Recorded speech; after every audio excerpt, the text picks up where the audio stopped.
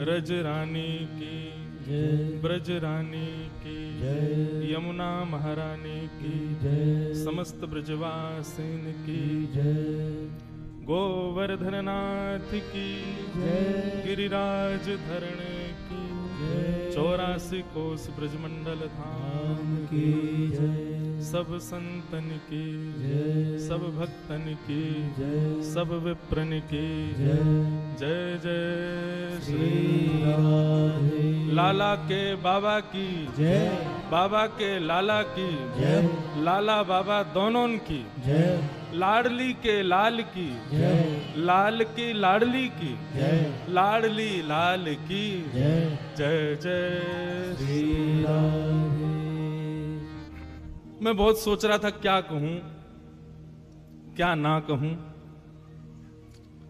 पर सबसे बड़ी बात बंधुओं ये है कि माहौल बुलवाता है, कोई पढ़कर के बोलने वाली बात नहीं है। जैसा वातावरण हो जाता है, वातावरण में बहने वाली हवा ही बुलवाती है। और आप सबके मस्तिष्क पर दिख रहे ये वैष्णव तिलकों को देख करके भाव आ रहे हैं कि श्यामा श्याम के अनन्य भक्ति का प्रकाश कैसे हो हमारे हृदय में। यही भाव आज का विषय रखा जाए। हमारे बी पराग जी, एक प्रकार से लोगों को इनसे सीखना चाहिए। क्या सीखना है? ध्यान से सुनिएगा। बी पराग जी से सीखना क्या है? जिस देश में जिस वेश में परिवेश में रहो, राधा रमण राधा रमण राधा रमण कहो। जिस रंग में जिस ढंग में जिस संग में रहो, राधा रमण राधा रमण राधा रमण। हमारा क्या होता है बंधुओं, जैसा देश वैसा वेश बना लेते हैं हम लोग। परंतु एक बात बताऊं, मैं अपनी कथाओं में कहा करता हूं कि मानव को ना एक क्वालिटी दी है भगवान ने कि वो एक्टिंग करना बहुत अच्छे से जानता है। हम सब एक्टर हैं, एक से एक एक्टर हैं हम सब। पर हमारी एक्टिंग कहां होती है? ठाकुर जी की कोई क्रिया हो, ठाकुर जी से संबंधी कोई क्रिया हो, वहां हम एक्टिंग करते हैं, लेकिन संसार में वास्तविकता रखते हैं। उल्टा करो, संसार के व्यवहार में एक्टिंग करो और ठाकुर जी के सामने वास्तविक रहो। और यही सीखना है। देखो, संसार में आए हैं तो कर्म तो हम नहीं छोड़ सकते, कर्म तो करना है, जीवन निर्वहन तो आवश्यक है। आप चाहे बॉलीवुड में रहो, चाहे हॉलीवुड पहुंच जाओ, दुर्भाग्य हो तो और भी कहीं पहुंच जाओ, कितने भी ऊंचे स्तर पर चले जाओ, लेकिन उसका प्रयोग केवल हमारे जीवन यापन के लिए तक रहे। बाकी आंतरिक शांति के लिए, आत्मा की शांति, शुद्धि और उसके आनंद के लिए तो श्री राधा रमण ही है। ये सदा विश्वास मन में रहे। फिर आप चाहे कहीं भी रहो, कैसे भी रहो, कोई आपत्ति नहीं। ये बहुत बड़ी बात है बंधु। भक्तों के बीच में रह के भक्त बन जाना बड़ी बात नहीं है। घर में माताजी भी डॉक्टर हैं, पिताजी भी डॉक्टर हैं, चाची भी डॉक्टर हैं, चाचा भी डॉक्टर हैं, तो निश्चित है कि आने वाला बच्चा भी डॉक्टर बन ही जाएगा। सब डॉक्टर हैं, सब चार्टर्ड अकाउंटेंट हैं, तो निश्चित है कि आने वाले बालक भी चार्टर्ड अकाउंटेंट बन ही जाएंगे। सब भक्त हैं तो यह भी निश्चित है कि हो ना हो वो भी भक्त बन ही जाएगा। लेकिन किसी के अंदर भक्ति का बीज अंकुरित ना हो, तब आप भक्त बन के दिखाओ, तब खंभ से नृसिंह प्रकट होते हैं प्रहलाद के लिए। एक राक्षस कुल में जन्मा प्रहलाद, उसके यहां कोई भक्ति का प्रकाश नहीं है, पर भक्ति का प्रभाव नहीं है, फिर भी प्रहलाद ने भक्ति की और ऐसे कुल में रहते हुए भी नृसिंह भगवान को प्रकट किया। एक प्रकार से बंधु हम सब प्रहलाद हैं। आप चंडीगढ़ में रहते हो, जालंधर में रहते हो, अमृतसर में रहते हो, मुंबई में रहते हो, कहीं भी रहते हो, ये सब भक्ति विपरीत स्थान हैं। बुरा मत मानिए, आपकी नगरी है बहुत सुंदर। मैं पहली बार चंडीगढ़ आया हूं, आया था पहले, कभी फ्लाइट पकड़ने आया था, लेकिन वैसे कभी नहीं आया, पहली बार आया। आपकी नगरी सुंदर तो बहुत है, फ्रेश एयर, देखो कितने सारे पेड़ यहां लगे हैं। मुझे किसी ने कहा, बोले महाराज जी जहां पे कार्यक्रम है ना वो खुला स्थान है। मैंने की तो धूप में कैसे बैठेंगे 3 बजे। तो हमने फोन किया बी पराग जी, बोले महाराज जी पेड़ इतने हैं कि छांव अपने आप बन जाएगी। मैंने वो तो पूरे चंडीगढ़ में ही दिख रहे हैं, साफ सफाई देख लो, पेड़ पौधे देख लो, आप लोगों के रहने का और यहाँ की जो सिस्टम है उनको देख लो तो सबको देख के लगता है कि नगरी एक सांसारिक निर्वहन के लिए बहुत अच्छी है, लेकिन भक्ति के मार्ग पर चलने के लिए आवश्यक नहीं है कि ये नगरी आपको वो भाव दे सके जो वृंदावन देगा।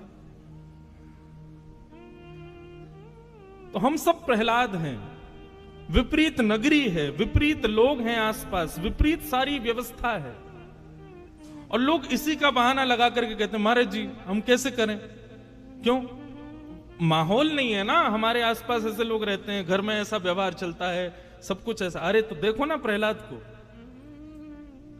विपरीत स्थिति होते हुए भी उन्होंने भजन किया, भजन को नहीं छोड़ा। मीराबाई ने विपरीत स्थिति होते हुए भी ठाकुर जी को पुकारा। मीराबाई का एक पद मुझे बहुत प्रिय है, नहीं, ये तो सबने सुना है, वो सुना है जो किसी ने नहीं सुना हो। गिरधर जन्म मरण रासा थी, गिरधर जन्म मरण रासा, गिरधर जन्म जन्म रासा थी, गिरधर जन्म जन्म रासा थी। ओ याए नाय बिसरूं दिन राती, याए नाय बिसरूं दिन राती, ओ याए नाय बिसरूं दिन राती, याए नाय बिसरूं दिन राती। गिरधर जन्म जन्म रासा थी, गिरधर जन्म जन्म रासा थी।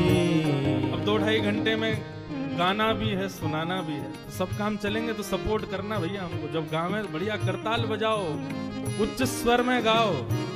अब 6-7 बजे तक ये भूल जाना चाहिए कि हम कहाँ बैठे हैं, हमारा नाम क्या है, हम हैं कौन। यही सोचो कि श्री वृंदावन है, राधा वल्लभ जी यहीं विराज रहे हैं, श्री राधा रमण बिहारी जी सब यहीं विराज रहे हैं, पीछे यमुना जी बह रही हैं, रज उड़ उड़ करके हम सबके माथे से लग रही है। इसी भाव से सब लोग भाव निमग्न होके गाओ। जन्म जन्म रासा थी, गिरधर जन्म जन्म रासा थी। ओ याए नाय बिसरूं दिन राती, ओ याए नाय बिसरूं दिन राती, याए नाय बिसरूं दिन राती, ओ याए नाय बिसरूं दिन राती। गिरधर जन्म जन्म रासा थी, गिरधर जन्म जन्म रासा थी। गिरधर जन्म जन्म रासा थी। गिरधर जन्म जन्म रासा। मीराबाई कहती हैं, ओ इनके बिन मोहे सलना परत है, जानत मेरी छाती, इनके बिन मोहे चलना परत है, जानत मेरी छाती।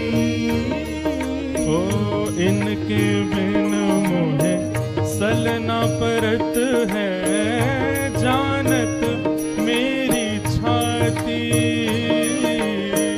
इनके बिन मोहे चलना परत है, जानत मेरी छाती।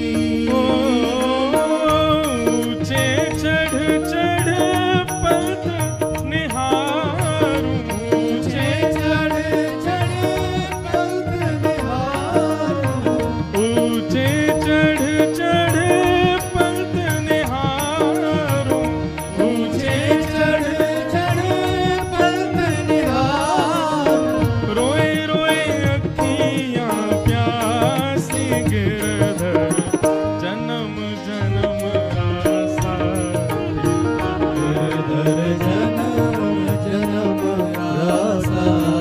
ओ गिरधर जन्म जन्म रासा गिरधर जन्म जन्म बोलो गिरधर गोपाल की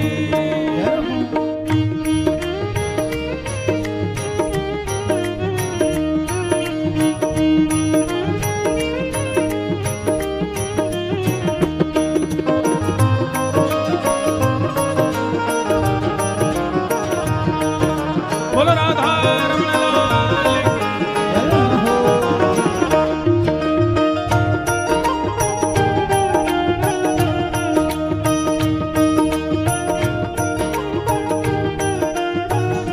मीराबाई कहते हैं यह संसार सकल जग झूठा झूठा कुल रानाता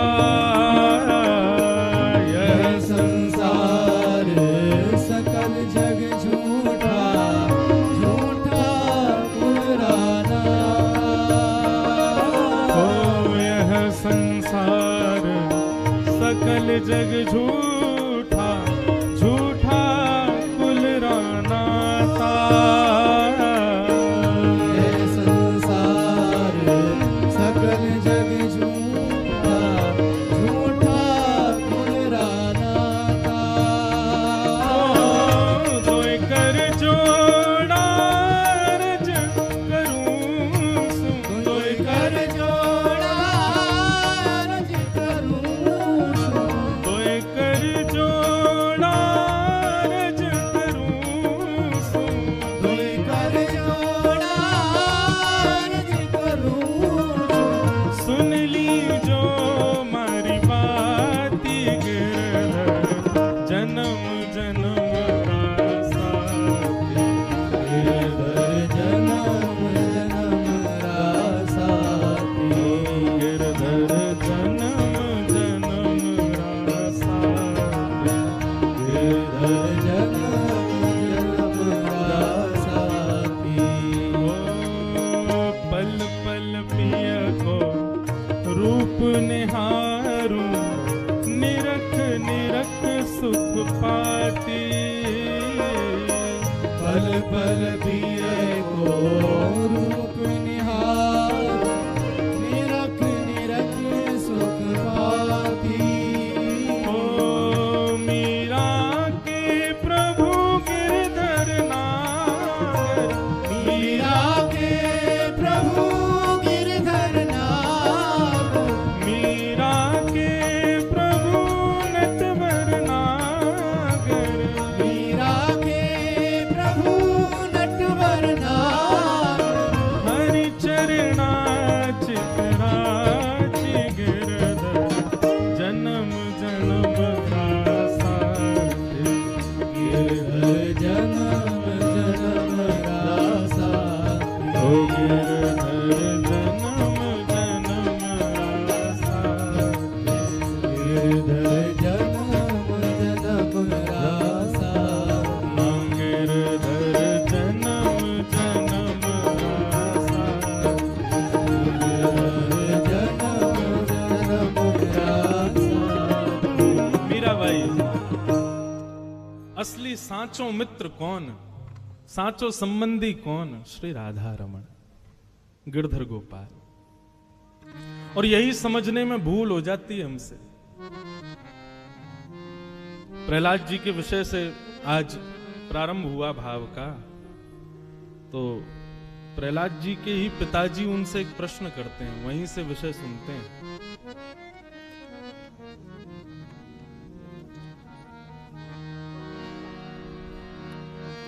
भागवत में प्रहलाद जी की कथा आती है सबको पता ही है श्री प्रहलाद जी भगवान नरसिंह को जिन्होंने प्रकट किया एक ऐसे कुल में जन्मे जहां सब राक्षस थे बख्श बख्श खाते थे ठाकुर जी की कोई सेवा पूजा नहीं कुछ नहीं अब ये प्रश्न यहां पर जो प्रहलाद जी के पिताजी ने किया ये प्रश्न आज के संसार में कई लोगों को देख करके होता है और प्रश्न क्या है हिरण्यकश्यप अपने पुत्र से कहते हैं हमारे परिवार में दूर दूर तक कोई भगवान का भक्त नहीं है जिस नगर में हम रहते हैं, इस नगर में कोई भगवान का भक्त नहीं है। जिस विद्यालय में तुम पढ़ते हो, हिरण्यकश्यप दानव विश्वविद्यालय, वहां पर क्या सिखाया जाता है? राक्षसी विद्या सिखाई जाती है। वहां पर भी कोई भगवान का भक्त नहीं और ना वहां पर भक्ति सिखाई जाती है, तो फिर तेरे में भक्ति आई कहां से? प्रहलाद, तुम्हारे अंदर यह भक्ति का बीज अंकुरित हुआ कैसे? तो प्रहलाद जी महाराज उत्तर देते हैं, पिताजी,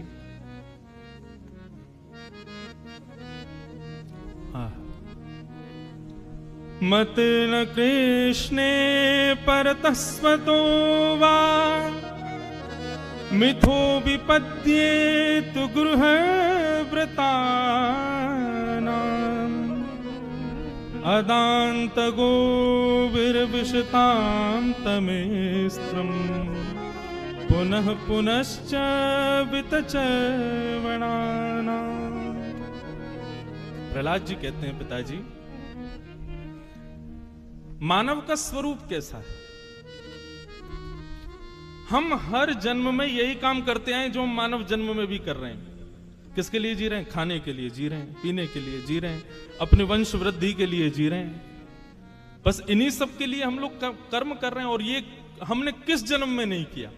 जब हम चूहा बने तब भी हमने ये सब काम किए, जब छिपकली बने तब भी ये किए। कौन आ गए हो भैया? हैं? ले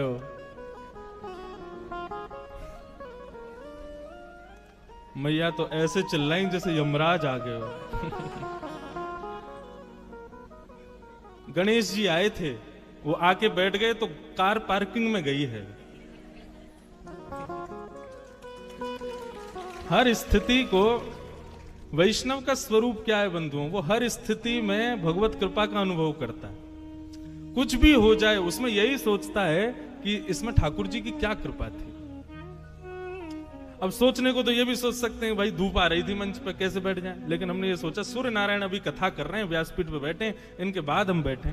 विचार, यही तो वैष्णवता है।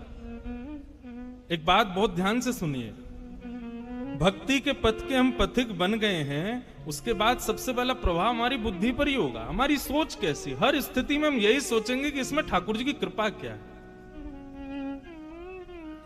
नरसिंह मेहता जी का चरित्र आता है। उनके पुत्र का विवाह कोई एक नगर की बहुत बड़े सेठ की कन्या से निश्चित हो गया। तो मतलब लड़की वाले बड़े खानदान के थे, नरसिंह मेहता साधारण। विवाह पक्का हो गया। किसी ने जाके लड़की वालों को बता दिया, बोले कि तुमने अपनी बेटी का विवाह नरसिंह मेहता के पुत्र से संबंध बना दिया। बोले हाँ।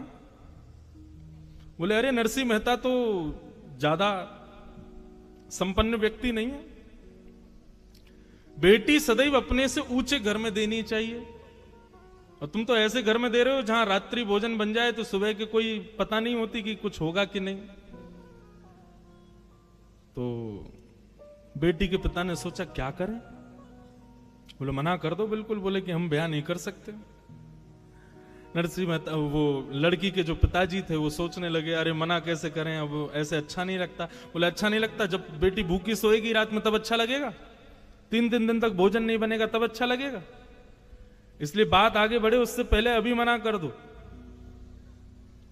तो बेटी वालों ने मना तो नहीं किया, लेकिन एक पत्र लिख करके भेजा, और उस पत्र में यह लिखा कि आप जो बारात लेकर आओ उस बारात के साज सज्जे कैसे होने चाहिए।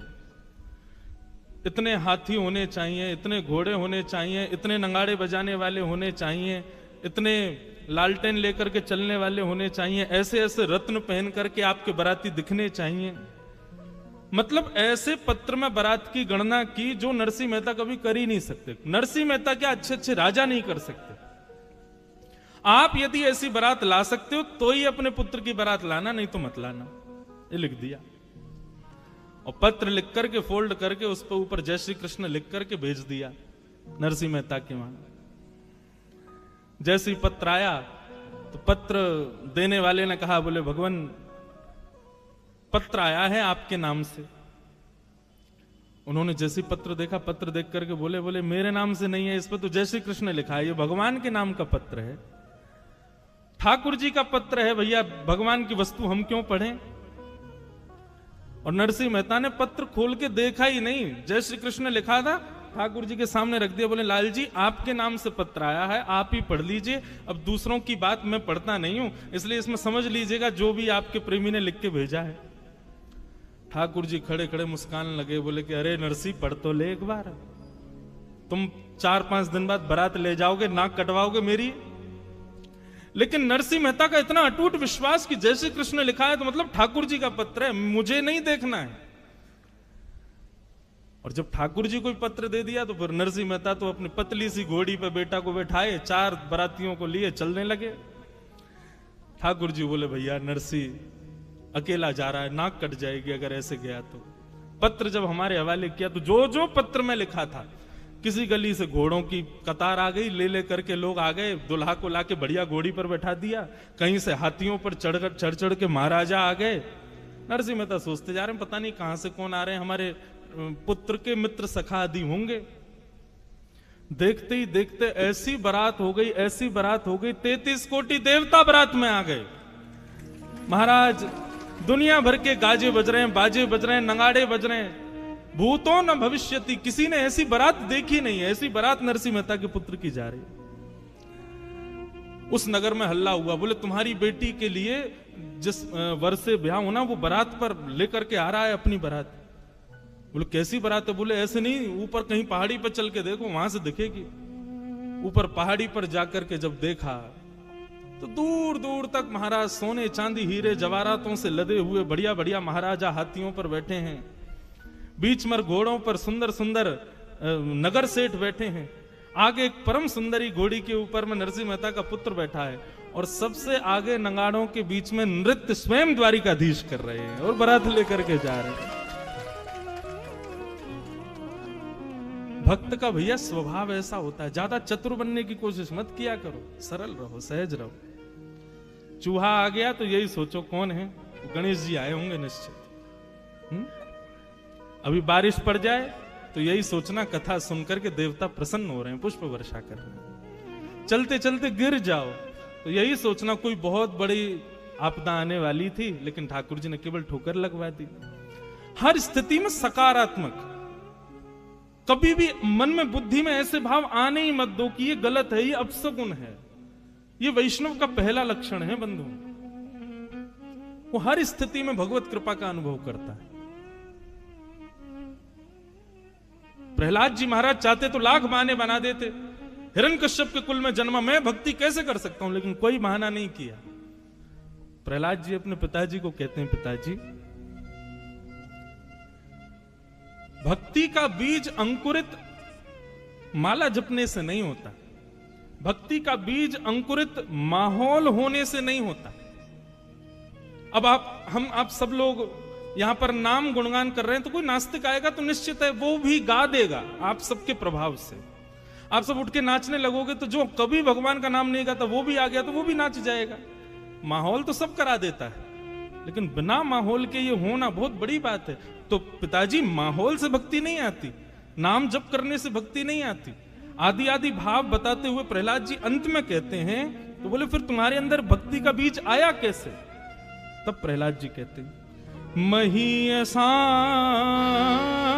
पाद रजोभिषेकम निष्किंचनानां न वृणीत यावत्। बहुत ध्यान से सुनिएगा बंधु। बोले पिताजी निरंतर वैष्णव गुणानुवाद गाने वाले, निरंतर भगवत चर्चा करने वाले वैष्णवों की चरण रज की एक कृपा है कि मेरे अंदर भक्ति आई है। श्री गुरु चरण सरोज रज निज मन मुकुर सुधार, वरणो रघुवर विमल यश जो दायक फल चार। सबको याद है हनुमान चालीसा, सबसे पहला वाक्य गोस्वामी जी क्या कह रहे हैं? श्री गुरु चरण सरोज रज निजमन मुकुर सुधार। अपने गुरु के चरण के रज के कण से मैंने अपनी मन बुद्धि को सुधारा है। और उसके बाद क्या हुआ, बोले वर्णौ रघुवर विमल यश जो दायक फल चाह। मेरी सामर्थ्य नहीं है, आपकी सामर्थ्य नहीं है कि आप यहां सत्संग में बैठे हो, मेरी सामर्थ्य नहीं कि मैं व्यासपीठ पर बैठ के बोल रहा हूं। और अगर आप अपनी सामर्थ्य मान रहे हो कि आप बैठे हो और मैं यहां से बोल रहा हूं, ऐसी सामर्थ्य मैं मान रहा हूं, तो आप और मैं, हम दोनों ही एक प्रकार से बाल बुद्धि हैं। यह हमारी मूर्खता होगी। आपकी और मेरी सामर्थ्य नहीं है कि हम एक शब्द भी सुन सकें, एक बार भी श्री राधा मुख से कह सकें, एक बार भी वृंदावन जा सकें या वृंदावन का स्मरण कर सकें।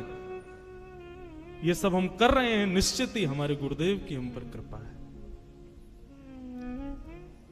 प्रहलाद जी कह रहे हैं, हिरण्यकश्यप बोले तुझ पे गुरुदेव की कृपा कब हो गई और यहां कौन से गुरु आ गए?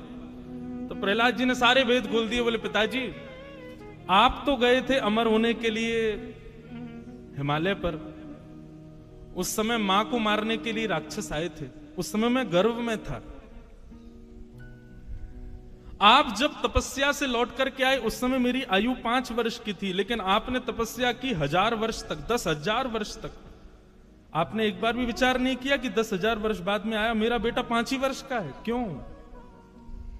क्योंकि मेरी मां को नारद जी बचा के ले गए राक्षसों से, और मेरी मां ने नारद जी से वरदान मांगा कि आप मुझे एक वरदान दो कि जब तक मेरी इच्छा नहीं हो तब तक मैं अपने बालक को जन्म ना दूं।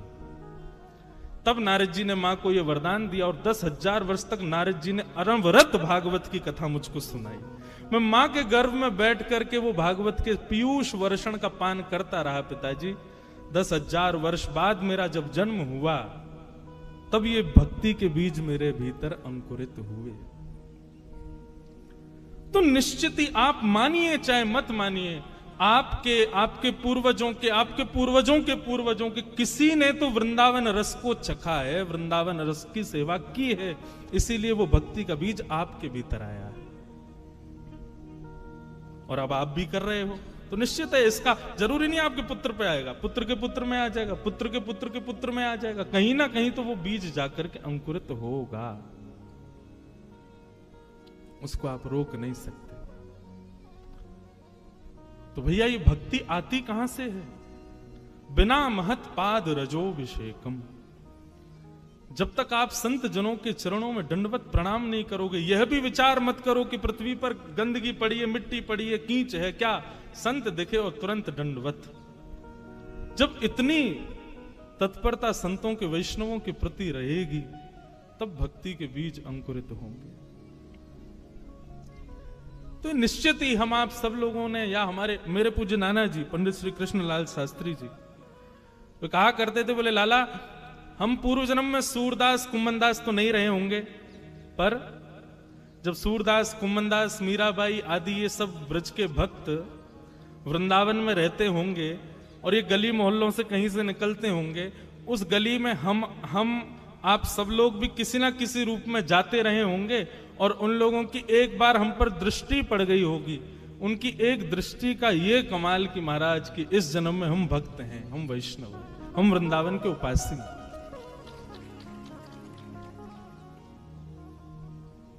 एक गुरुवाणी सुन रहा था मैं, चरण कमल तेरे धोए धोए पीवा मेरे सदगुरु दीन दयाल।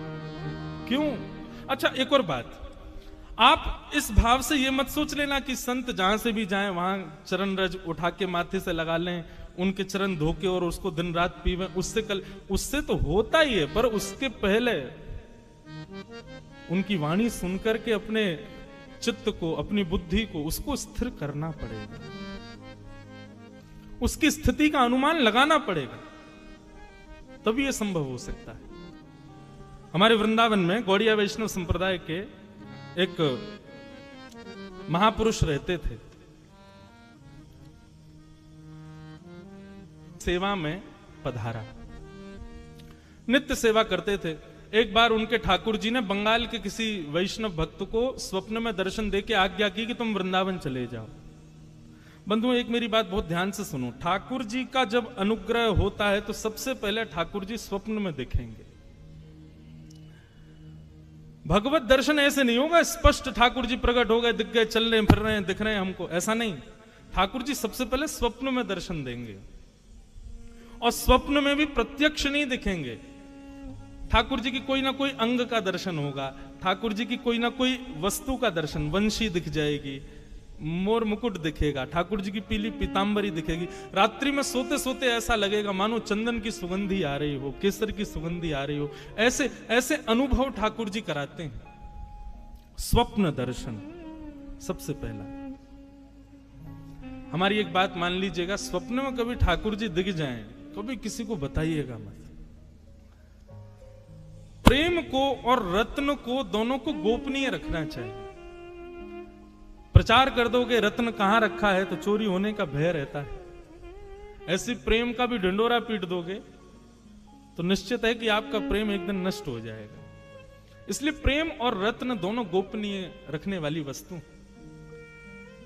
तो भगवत कभी दर्शन स्वप्न में हो या कोई अनुभव कभी भी हो तो कभी किसी से कहना नहीं। हां, कभी ऐसा लग रहा हो कि किसी की भक्ति में विश्वास जग जाएगा मेरे बताने से, तो कह देना, लेकिन बहुत सकुचा के संकेत में कहना, ज्यादा मत बोल देना। स्वप्न में ठाकुर जी दिखते हैं, स्वप्न के बाद प्रतीक्षा करो कि अब जागृत अवस्था में उनका अनुभव होगा। आप जहां बैठे हो ऐसा लगेगा ठाकुर जी यहीं विराज रहे थे, आपको ऐसा लगेगा ठाकुर जी ने कोई अनुग्रह किया, कोई कृपा की है। तो पहला स्वप्न दर्शन, दूसरा अनुभव दर्शन, और तीसरा होगा प्रत्यक्ष दर्शन। ठाकुर जी दिखे ही जाएंगे, सामने ही खड़े हो जाएंगे। बहुत लंबी दूरी है भैया हमारी और ठाकुर जी की, थोड़ी नेक समीप करनी है। तो नाम जब तिलक लगाना, कीर्तन करना, सत्संग सुनना, इसके पीछे एक ही उद्देश्य रखो, ठाकुर जी स्वप्न में ही आ जाओ, और कुछ नहीं। तो एक बार तो कोई अनुभव कराओ। तो बंगाल के एक भक्त को ठाकुर जी ने स्वप्न में जाकर कहा कि तुम वृंदावन जाओ, हम तुम्हारी भक्ति से बड़े प्रसन्न हैं, और वहां एक गौड़िया वैष्णव बाबा रहते हैं, उनके यहां मदन मोहन जी की सेवा है, तुम वहां जाकर के उनका अनुग्रह स्वीकार करो। बंगाल से वो व्यक्ति वृंदावन आया, सत्य घटना है। वृंदावन आकर के उसने बाबा जी का परिचय पूछा, उनके पास गया, जाकर के उसने ये नहीं कहा कि ठाकुर जी ने स्वप्न में आज्ञा की है। भक्त का यह भी स्वभाव होता है, वो अपने ऊपर होने वाली कृपा का प्रदर्शन भी नहीं करता। एक बात से बचिएगा, भक्ति में प्रदर्शन की स्थिति नहीं आनी चाहिए। हम सबको दिखाएं कि देखो हम भक्त हैं, नहीं, ऐसा भी नहीं होना चाहिए। अपनी भक्ति को जितना हो सके गोपनीय रखो, छुपाओ। इस भक्ति की प्रणालिका को कहते हैं अंतर्निष्ठ भक्ति। जैसे एक प्रकार से आज की भाषा में कहूं, हमको कोई प्रिय लगता है, हम किसी से प्रेम करते हैं, लेकिन कभी कहा नहीं है?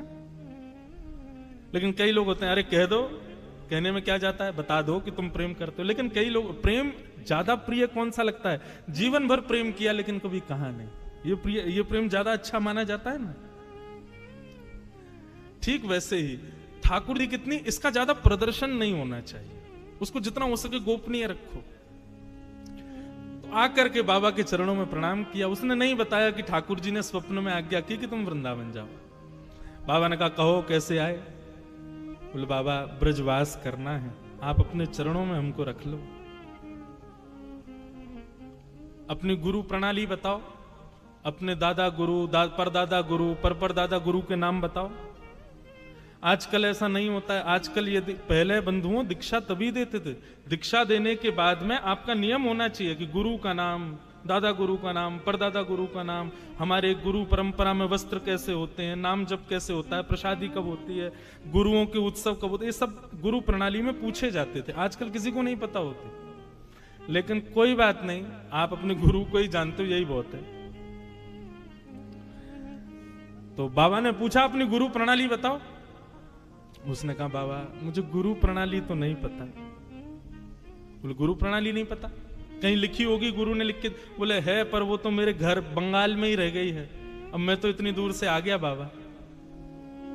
बाबा ने थोड़ी देर तो उनको प्रवचन सुनाए, थोड़ी देर बोलने के बाद बोले वापस जाओ, गुरु प्रणाली जब तक नहीं लाओगे तब तक हमारे यहां नहीं रह सकते, पहले परंपरा बताओ तुम्हारी कैसी है।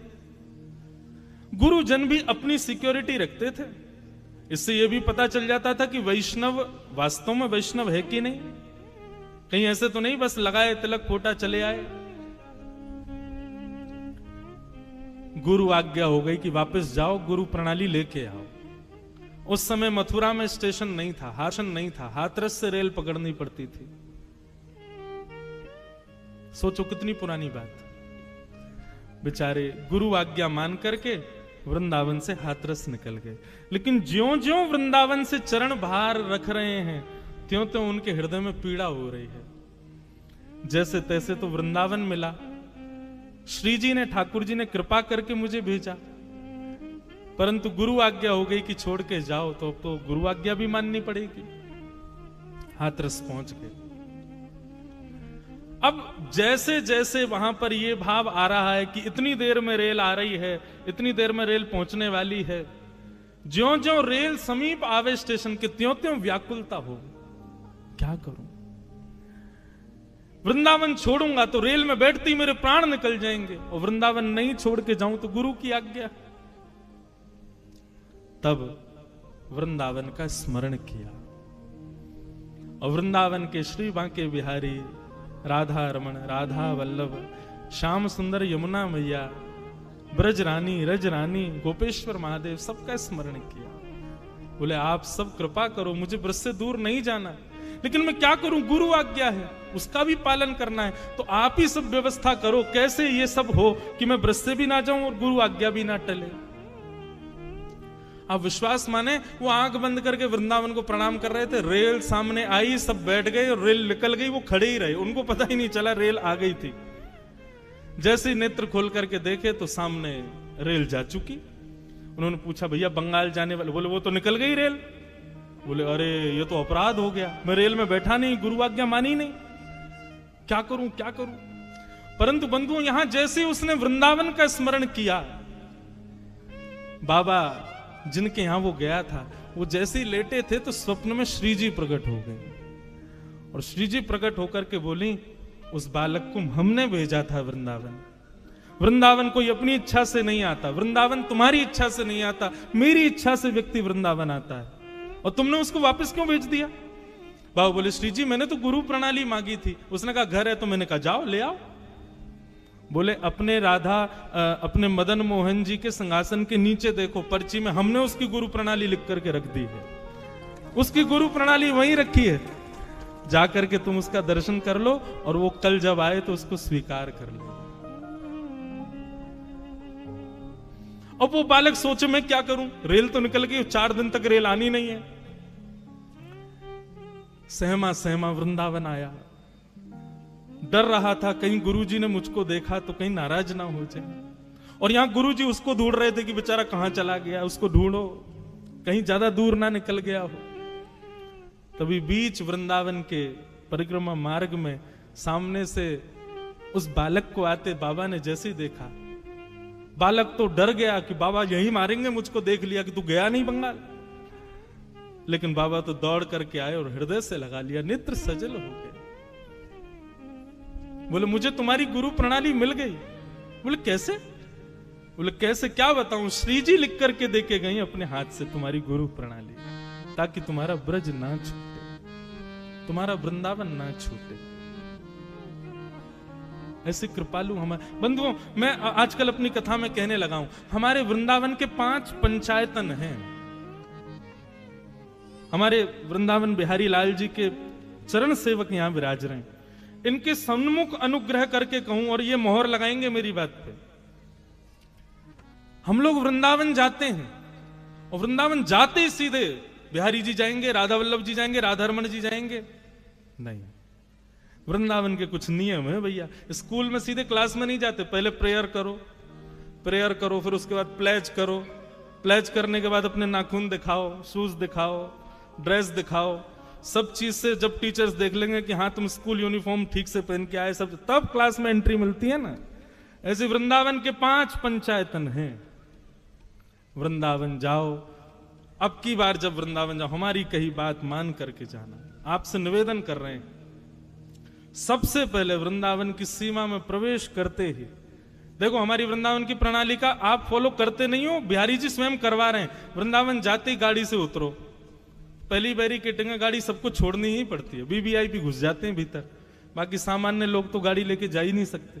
तो वृंदावन जाओ, सबसे पहले वृंदावन में, वृंदावन की सीमा में जाते ही गाड़ी से उतरते ही सबसे पहले वृंदावन की रज को माथे से लगा, पहले रज को प्रणाम करो।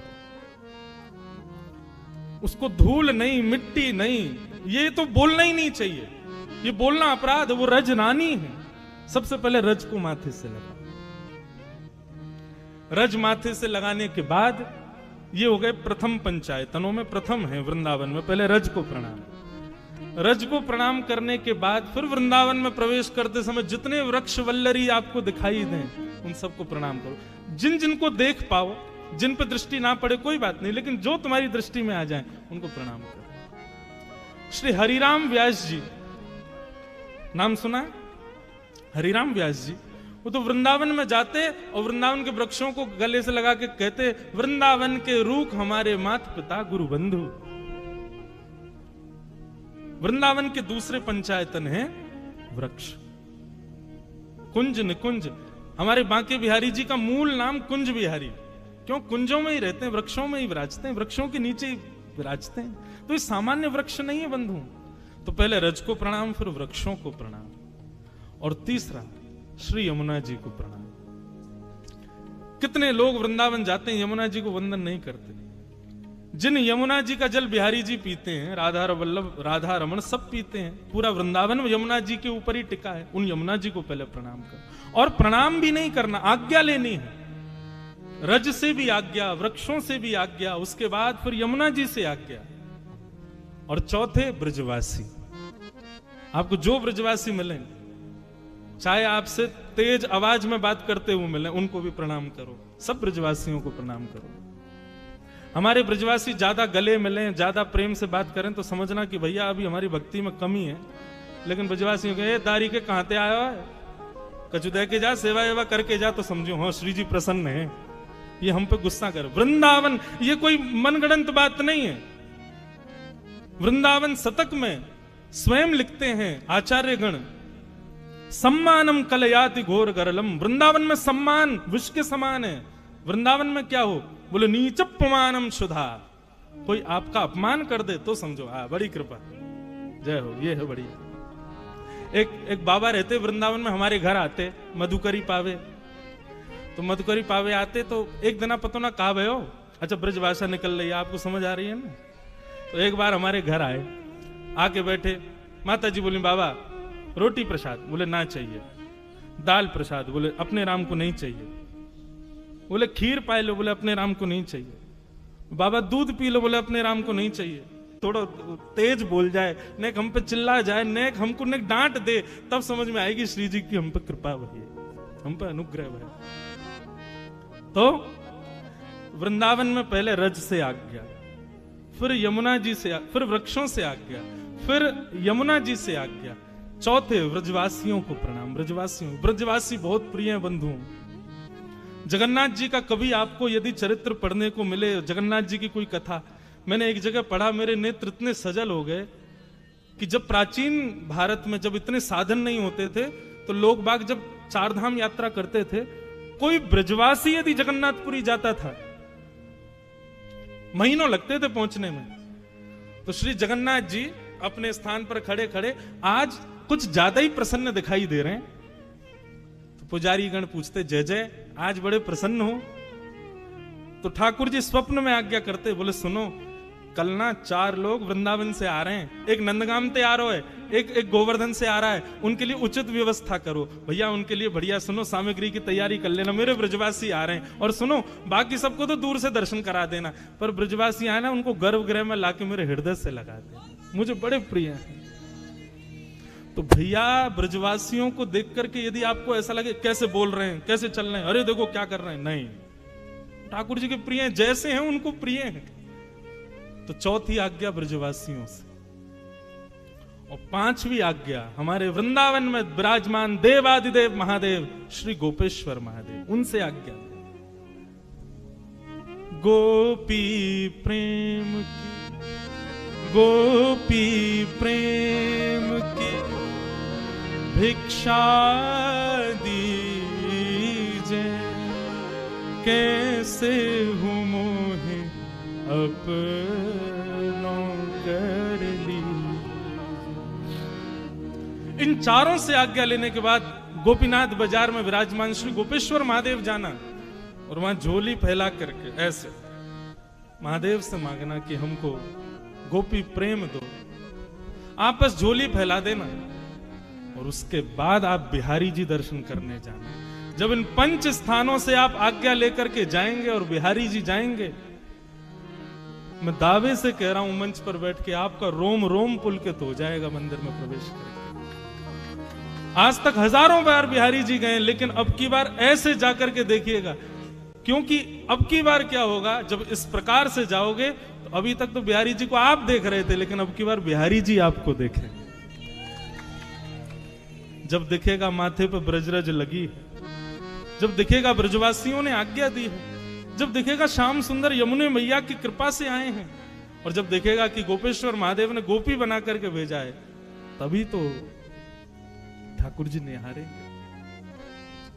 हम सीधे क्लासरूम में घुसते हैं, पहले प्रेयर तो करो, पहले प्लेज तो करो, पहले यूनिफॉर्म तो अच्छे से पहनो। क्लासरूम क्या है, बोले बिहारी जी, राधा वल्लभ, राधा रमणी, सब क्लासरूम है वृंदावन के, लेकिन पहले वहां की यूनिफॉर्म तो धारण करो।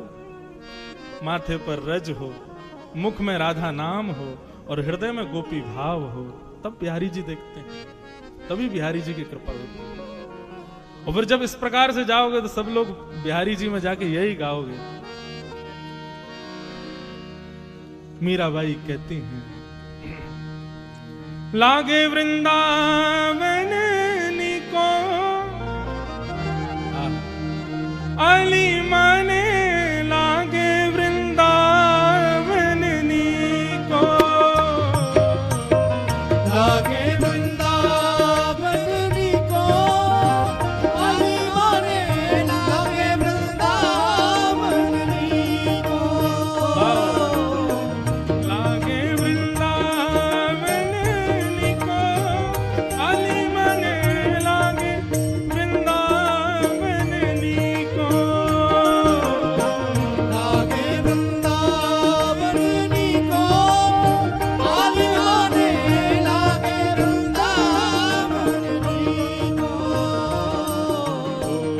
घर घर तुलसी ठाकुर सेवा, घर घर तुलसी ठाकुर सेवा, घर घर तुलसी ठाकुर सेवा, घर तुलसी ठाकुर सेवा। दर्शन गोविंद जी को अली माने, लागे वृंदावन निको, दर्शन गोविंद जी को अली माने, लागे वृंदावन निको, लागे वृंदावन निको अली माने, लागे वृंदावन निको, लागे वृंदावन निको अली माने, लागे वृंदावन। बोलो वृंदावन धाम की।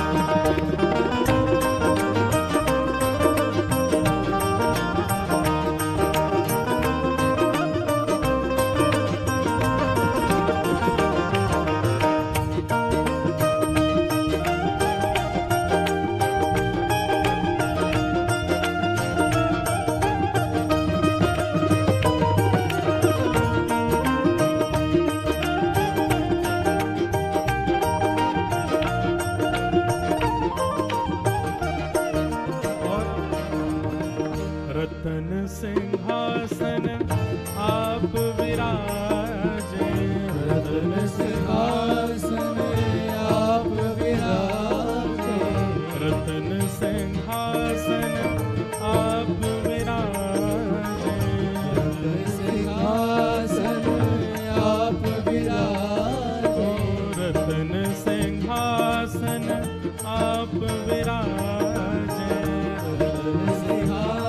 आप विराजे। कैसे विराज रहे रतन सिंहासन पर, कैसे विराज रहे हमारे श्यामा श्याम। मुकुट धरे तुलसी को आली माने लागे वृंदावन नीको। मुकुट धरे तुलसी को आली माने लागे वृंदावन नीको। लागे वृंदावन नीको, आली माने लागे वृंदावन नीको। लागे वृंदावन नीको, आली माने लागे वृंदावन नीको।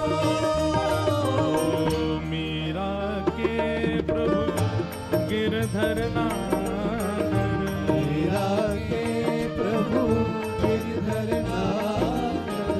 मीरा के प्रभु नटवर नागर। मीरा के प्रभु नटवर नागर। प्रभु नटवर नागर, नटवर नागर। प्रभु गिरधर नागर। गिरधर नागर। मीरा के प्रभु गिरधर नागर। मीरा के प्रभु गिरधर नागर। ओ भजन बिना नर भी को आली माने लागे वृंदावन नीको। भजन बिना नर भी को आली माने लागे वृंदावन नीको। लागे वृंदावन नीको, आली माने लागे वृंदावन नीको। लागे वृंदावन नीको, आली माने लागे वृंदावन नीको। वृंदावन वृंदावन वृंदावन वृंदावन मेरो प्यारो वृंदावन, मेरा प्यारो वृंदावन। मेरो प्यारो वृंदावन, मेरा प्यारो वृंदावन।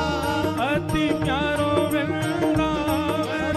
प्यारो वृंदावन। बड़ो नीको वृंदावन, मीठो वृंदावन। बड़ो मीठो वृंदावन। मीठो वृंदावन। हे वृंदावन वृंदावन, श्री वृंदावन वृंदावन, प्यारो वृंदावन वृंदावन। मेरो नीको वृंदावन, बड़ो प्यारो वृंदावन। मन भावन वृंदावन, बड़ो प्यारो वृंदावन। देखो, हम अपनी कथा में कहें भैया वृंदावन को इतनो ध्याओ, इतनो नाम जपो। देखो श्री जी को नाम जपोगे, लाल जी को नाम जपे की अभी अवस्था बहुत आगे। पहले वृंदावन को भजो, वृंदावन को भजोगे तो सबको भज लोगे। यमुना जी को भज लोगे, श्याम सुंदर को भज लोगे, बिहारी जी, राधा रमन, राधा वल्लभ, ब्रजवासी सबन को भजन है जाएगा। ये हमारे वृंदावन को भजो। हे वृंदावन वृंदावन, मेरो प्यारो वृंदावन, बड़ो मीठो वृंदावन, हे बड़ो नीको वृंदावन, बड़ो प्यारो वृंदावन, मन भावन वृंदावन। हे वृंदावन वृंदावन, श्री वृंदावन वृंदावन, हे वृंदावन वृंदावन, हाँ वृंदावन वृंदावन, हे वृंदावन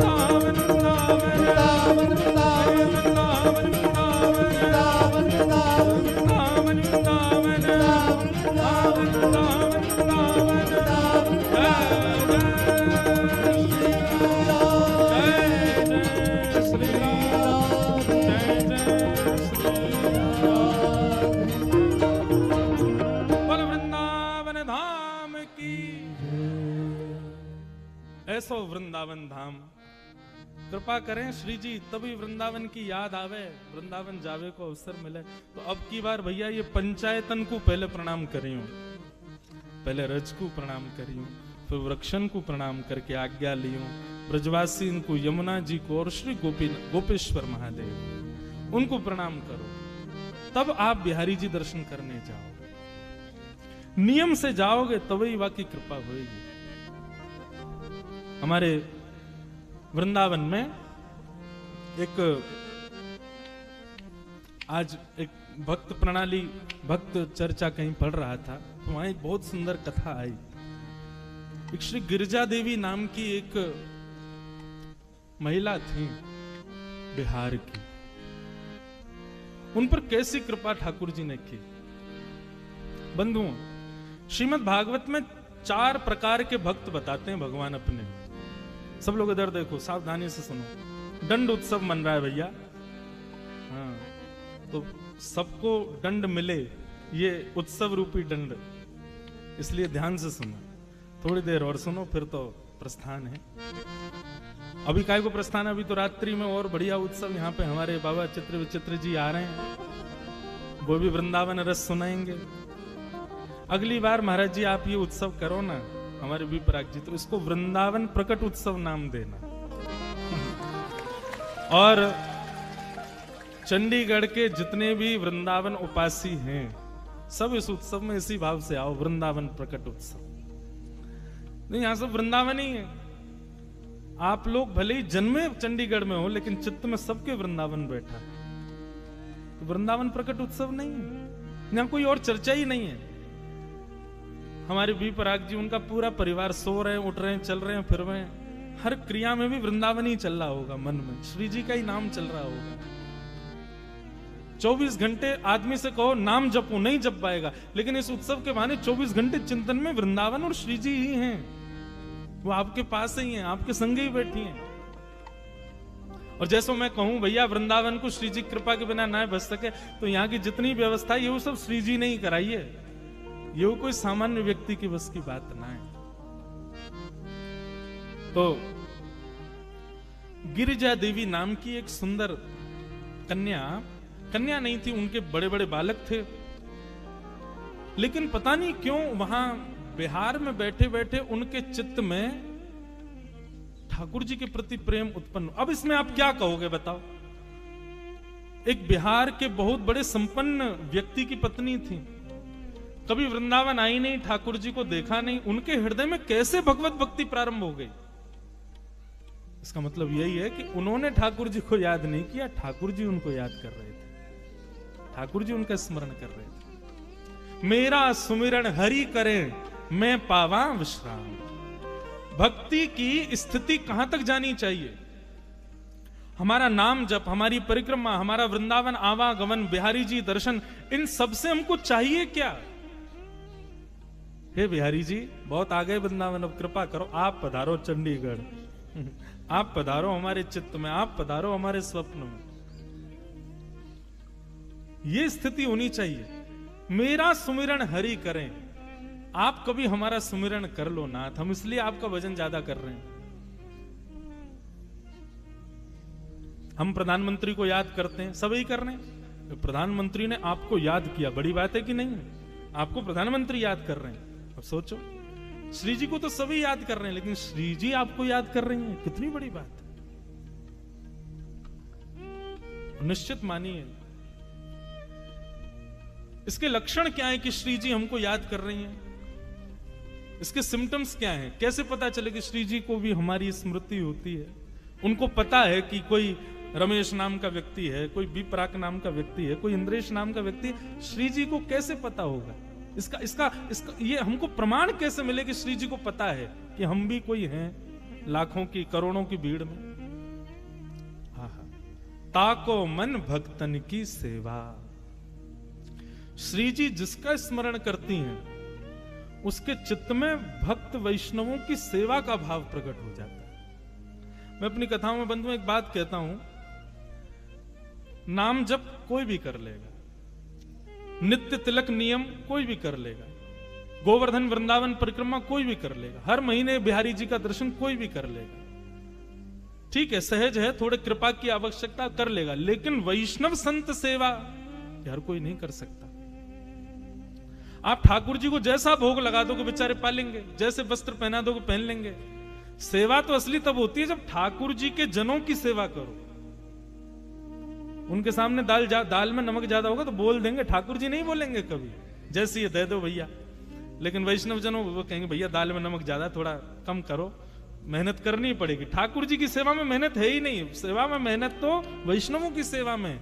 और वैष्णव प्रिय लगने लग जाए, वैष्णवों की सेवा में सुख मिलने लग जाए, तो समझो श्री जी आपको याद कर रहे हैं। श्री जी की स्मृति के बिना नहीं हो सकता। वृंदावन में एक रसिक रहते थे, वो सबसे यूं कहते थे, भाई कुछ भी कहो, कभी ये मत कहना कि अपने ठाकुर जी के दर्शन कराओ, मैं अपने लाल जी के कोई को दर्शन नहीं कराऊंगा। एक दिन सब पीछे पड़ गए, बोले इसके लाल जी में ऐसा क्या है भैया, ये मना करता है सबसे, मैं दर्शन नहीं कराऊंगा। सब पीछे पड़ गए, बोले दर्शन कराओ। बोले नहीं, तुम सब कहोगे ये कैसे ठाकुर जी, अगर तुम ऐसा कहोगे तो मुझे मेरे हृदय को बड़ी ठेस पहुंचेगी, इसलिए मैं अपने ठाकुर जी के दर्शन किसी को नहीं कराऊंगा। एक ने उससे जाके कहा, बोले मैं कभी नहीं कहूंगा तेरे ठाकुर जी चाहे जैसे हो, मैं तो यही कहूंगा बड़े प्यारे ठाकुर जी। बोले वचन दे तू ऐसा नहीं कहेगा, ये कैसे ठाकुर जी। बोले नहीं कहूंगा, तू करा तो सही मुझे दर्शन। जैसे ही उसको लेकर के अपनी कुटिया में गया, कुटिया में जाते ही महाराज सामने एक ऐसे बढ़िया आसन था, और आसन के ऊपर मटका रखा था, मटके पे माला चढ़ रही थी, उसी पे तिलक पूजन रोरी चावल पधराए हुए थे, सामने भोग रखा था, और उन्हीं को जाके प्रणाम करने लगा, मटके को, घड़े को। तो ना चाहते हुए भी संग वाले ने बोले दिया, ये कैसे ठाकुर जी भैया, ये कैसे ठाकुर जी तेरे। उसने कहा देख मैंने मना किया था ना। बोले अच्छा क्षमा कर दे भैया, लेकिन एक बार बता तो सही, ये मटके जैसे ठाकुर जी कैसे तेरे।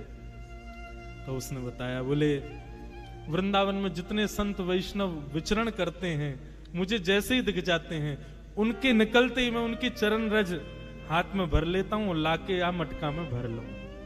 वृंदावन के सब संतों की चरण रज ही इस मटके में है, मैं नित्य माथे से लगाता हूं, नित्य हृदय से लगाता हूं, और यही कोई श्यामा श्याम मान करके इनकी सेवा करूं। नेत्र सजल हो गया। ठाकुर जी की सेवा सरल है बंधुओं, कोई भी कर लेगा। वैष्णव सेवा बड़ी कठिन है, और यदि आपकी वैष्णव सेवा में रति हो जाए, आपको पता चली चंडीगढ़ कोई महाराज जी पधार रहे हैं, चंडीगढ़ कोई वृंदावन से ब्रजवासी आ रहे हैं, चंडीगढ़ कोई ब्रज उपासी आ रहे हैं, आपका चित्त वृत्ति मचलने लग जाए, आनंदित हो जाओ, खाने पीने की सुध ना रहे, रात भर ये लगे कब होगी सुबह, कब हम उनसे मिलेंगे, कब उनको प्रणाम करेंगे, ऐसी स्थिति हो जाए, दावे से मान लो श्री जी आपको याद करती हैं। श्री जी के जनों का स्मरण आपके चित्त में सहज भाव से होने लग जाए, आज नहीं पता चलेगा, कल जब यहां से सब पैकअप होगा ना, फिर आप सबके हृदय में एक पीड़ा जैसी होगी। आप आगे अपना कार्यक्रम के लिए जाओगे, मन नहीं लगेगा। क्यों? बार बार स्मृति आएगी, कैसा आनंद आया था, रात में कैसे नाचे थे, हमने कथा सुनी थी, इतने वैष्णव आए थे, ऐसा हुआ था, वैसा। ये बार बार ये स्मृति चित्त में आएगी। उस समय जो विरह वेदना होगी ना, निश्चित मानना वो वेदना आपकी नहीं, श्री जी की है, वो आपको याद कर रही है, इसलिए वो वेदना हो रही है। तो श्री जी की स्मृति में आप हो, इसका मतलब क्या है? ये कब मानो? जब आप वैष्णवों के प्रति बड़े प्रिय हो जाओ, वैष्णवों की सेवा में आपकी रति हो जाए। तो श्री जी स्मरण करें, हमको इतना भजन करना है। तो गिरिजा देवी नाम की एक महिला थी, पता नहीं क्यों उनके हृदय में एक अदृश्य से ठाकुर जी के प्रति प्रेम प्रकट हो गया। एक दिन सहज ही अपने पति से कहा, मुझे वृंदावन जाना है। पति ने कहा ठीक है, कल तुम्हारी व्यवस्था कर देते हैं, वृंदावन चली जाओ। ज्यादा नहीं, 50, 60, 100 वर्ष पुरानी बात होगी ज्यादा से ज्यादा। लेकिन मैं केवल जाके दर्शन करके वापस आने के लिए नहीं मांग रही हूं आज्ञा, मैं सदा के लिए वृंदावन ही रहूंगी, मैं वापस नहीं आऊंगी। पति ने पहले तो बहुत मना किया, बहुत दिन तक उसकी आज्ञा का, बोले ऐसे कैसे जाने दूंगा, कहां रहोगी, क्या बोले वो नहीं पता, बस मुझे वृंदावन जाने दो। जब स्थिति ऐसे होने लगी, भलाई है कि इनको वृंदावन भेजो, और वृंदावन आई। श्री राधा रमण जी की अनन्य भक्त, सदा उन्हीं के दर्शन करते, उन्हीं की लीला का अनुभव करते।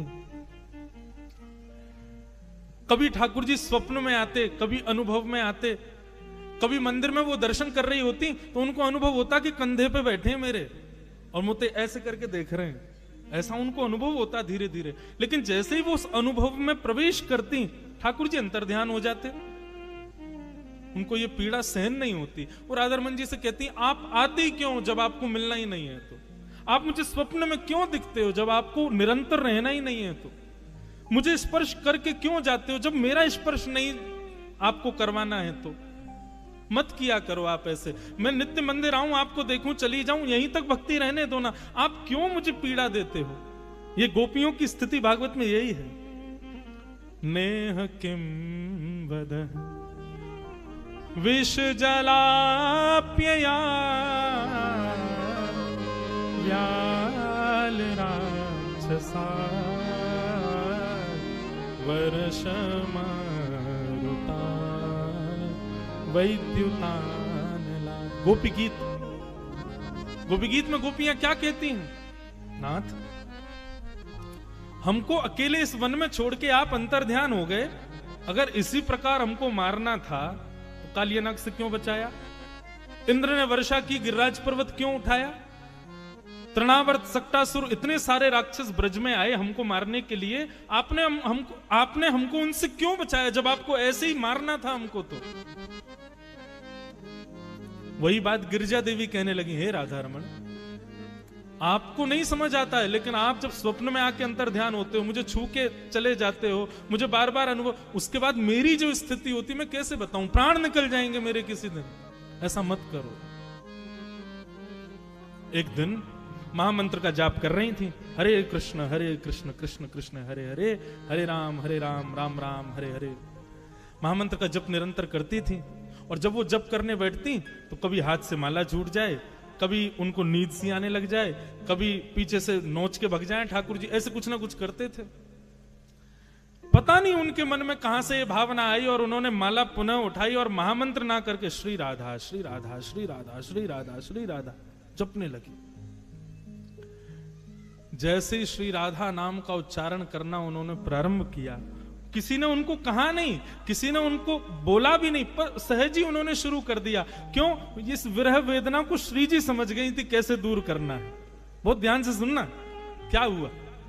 जैसे श्री राधा राधा राधा जपने लगी तो गिरिजा देवी एक गोस्वामी जी के यहाँ किराए पर रहती थी। नीलमणि गोस्वामी जी के घर पर किराए पर रहती थी। वो गोस्वामी जी को ज्वर चढ़ा था, वो लेटे हुए थे अपने बिस्तर पर। अचानक बिस्तर पर लेटे लेटे उनको पता नहीं क्या हुआ, वो कहने लगे, गिरिजा देवी को बुलाओ, गिरिजा देवी को बुलाओ, गिरिजा देवी को बुलाओ। लोग दौड़े दौड़े गए, अरे गिरिजा देवी, गोस्वामी जी पुकार रहे हैं, जल्दी चलो। वो दौड़ करके जैसे ही आई गोस्वामी जी के पास, कहो बाबा। तो गोस्वामी जी रोते रोते बोले, अब तुम मुझे छोड़ दोगी? तुम मेरा नाम नहीं जपोगी? तुम श्री जी को ही ध्याओगी? तुम श्री जी को ही पुकारोगी? मेरा नाम नहीं बोलोगी? ये भाव सुनते ही गिरिजा देवी स्तब्ध हो गई। बोले ये हुआ क्या? तब उनको याद आया, बोले मैं महामंत्र करते करते श्री जी का नाम उच्चारण करने लगी, इसलिए ठाकुर जी ही इन गोस्वामी जी के मुख से मुझे संकेत कर रहे हैं और विरह व्याप्त करके कह रहे हैं कि मेरा नाम क्यों नहीं ध्या रही हो, मुझे छोड़ दोगी, अब तुम श्री जी की हो जाओगी और सदा उन्हीं की रहोगी, मेरा नाम नहीं ध्याओगी। तुरंत उन्होंने बैठ करके महामंत्र का जप किया। जैसे ही महामंत्र किया तो तब गोस्वामी जी ठीक हुए। तब उनको चाबी पता चल गई ठाकुर जी की। बोले अच्छा तो ये बात है, मतलब ठाकुर जी महामंत्र आदि ये सब ठाकुर जी के नाम है, सब अत्यंत श्रेष्ठ हैं। भगवत कृपा तब तक होगी नहीं जब तक उनके नाम गुरु प्रणाली से नहीं लोगे। लेकिन बंधुओं, जिनको बहुत विरह होता है, जिनको बहुत वेदना हो जाती है, जो व्याकुल हो जाते हैं कि क्या करें, श्री जी के नाम का सहारा ले। जब लगे कि ठाकुर जी अब कछु ऊधम मचा रहे हैं, सोई श्री राधा श्री राधा श्री राधा जपन लगो। ऐसी गिरिजा देवी पर कृपा करते थे श्री राधा रमण लाल। श्रीमद् भागवत में स्वयं वर्णन है कि श्री जी का आश्रय ले लो, ठाकुर जी अपने आप कृपा करेंगे। इसीलिए मैं गाया करता हूं।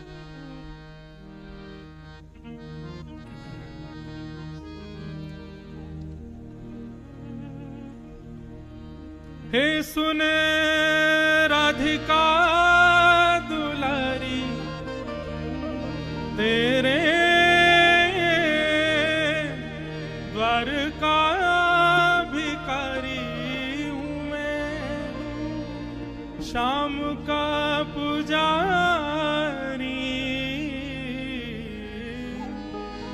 पीड़ा है हमारी, श्याम ना मिला हमें, श्याम ना मिला हमें, श्याम ना मिला हमें, श्याम ना मिला। हे सुन राधिका दुलारी, सुन राधिका दुलारी, तेरे द्वार का भिखारी, तेरे द्वार का भिखारी, एक पीड़ा है हमारी, एक पीड़ा है हमारी, श्याम ना मिला हमें, श्याम ना मिला हमें, श्याम ना मिला श्याम ना मिला। आप विश्वास मानिए, अपने दिन भर के नियमों में एक बार श्री जी को याद जरूर करो। बार बार मत करियो, नहीं तो ठाकुर जी संगे ही आके बैठ जाएंगे। ठाकुर जी बड़ो परेशान करें हमें, कभी कभी ठाकुर जी को भी परेशान करो। बीच बीच में श्री जी को स्मरण करे करो, शिकायत करा करो, हे लाडली जी या कुछ समझाए लो, बहुत परेशान करे हमको। इतनी दूर वृंदावन से हमें बसाए रखो है, लेकिन दिन भर वृंदावन को चिंतन करावे, बुलावे ना है हमें। हे श्री जी आप कृपा करो, हमें श्याम ना मिला हमें, श्याम ना मिला हमें, श्याम ना मिला श्याम ना। बोलो वृषभानु दुलारी की।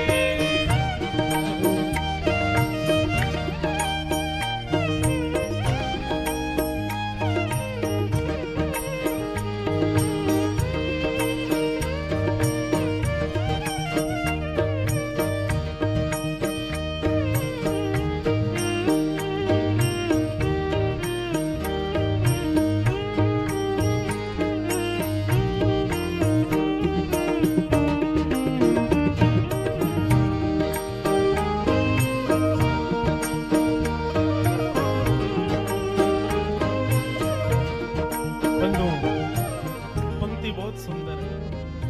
ओ देता है कन्हाई जिसे प्रेम की दशा, देता है कन्हाई जिसे प्रेम की दिशा,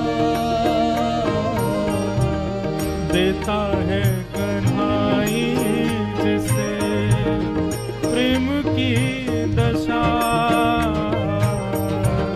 देता है कन्हाई जिसे प्रेम की दशा। सब विधि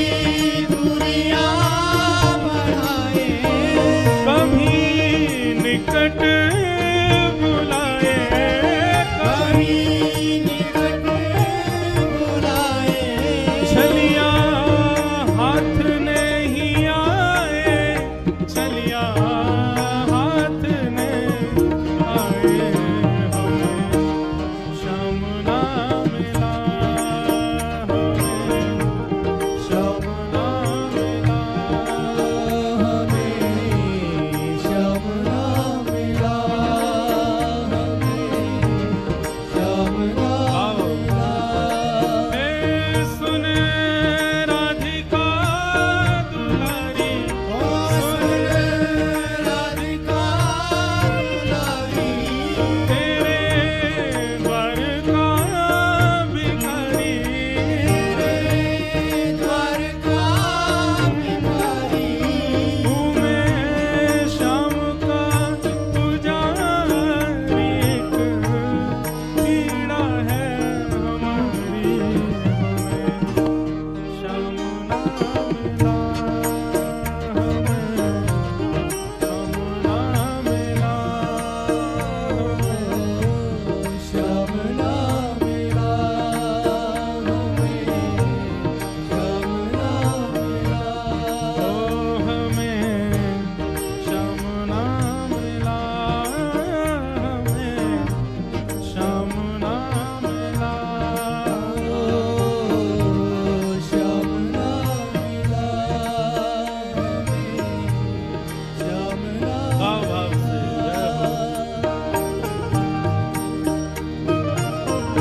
करताल बजा के गाओ।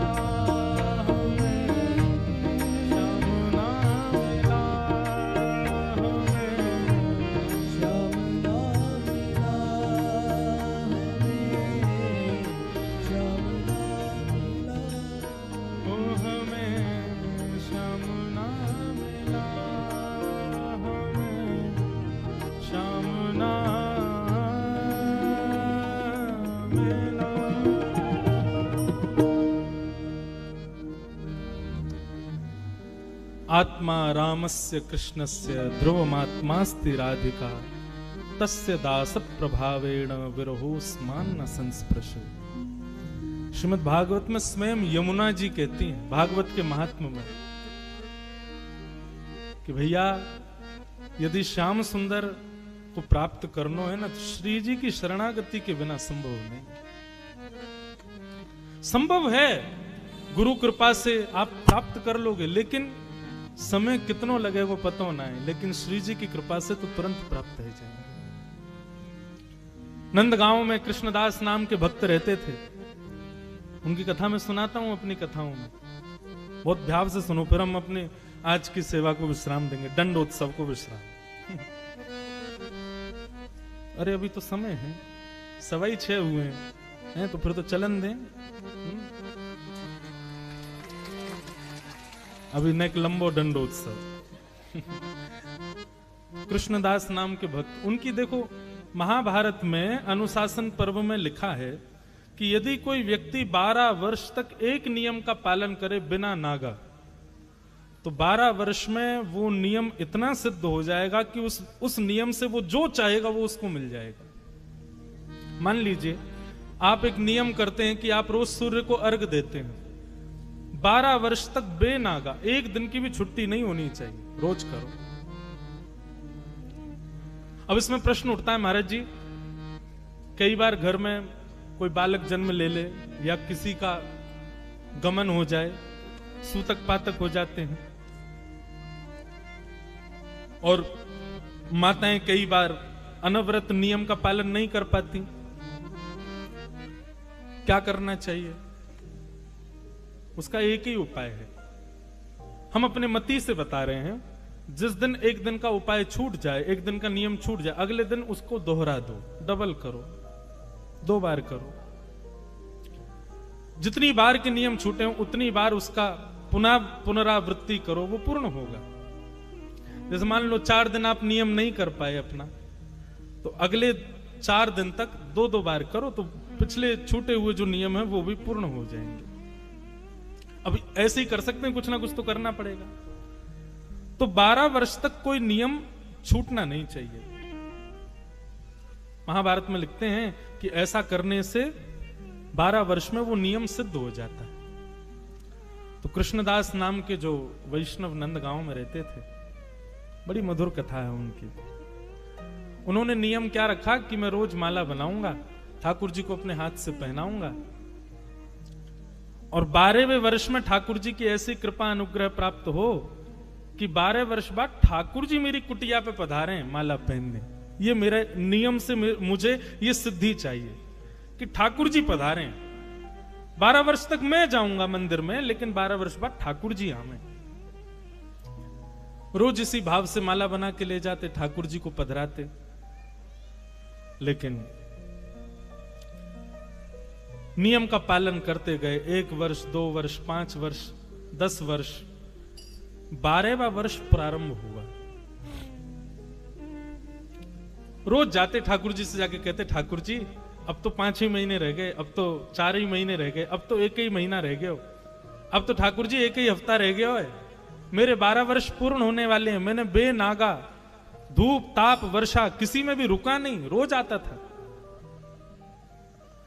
12वें वर्ष का अंतिम दिन कृष्णदास गए और जाकर के ठाकुर जी के गले में माला पधराई और कान में बोले, लाल जी सेवा पूर्ण भई अब मेरी सेवा पूर्ण हो गई। नाथ, मैं माला कल भी बनाऊंगा, पर कल केवल मैं नहीं आऊंगा, आपको मेरे पास आना पड़ेगा। इसीलिए 12 वर्षों से ये नियम कर रहा था मैं, अब आप पधारो। ऐसा कहकर के चले गए। रात में ही पूरे घर में गोबर का चौका लगाया, पूरे घर को पुष्प से सजाया, रात से ही लगे खीर बनाई, पूड़ी बनाई, कचौरी सब्जी बनाई। कल ठाकुर जी आएंगे, कहेंगे भूख लगी है तो कहां पवाऊंगो, सब व्यवस्था की, ठाकुर जी आएंगे। माला बना करके सुबह से ही नंदगांव से आने वाले मार्ग पर ही बैठ गए। अखियन सो मग झारू जामग मेरो प्रीतम आवे, जामग मेरो गिरधर आवे, रोम रोम प्रतिवारू मेरी अखियन सो मग झारू। बहुत सुंदर पद है।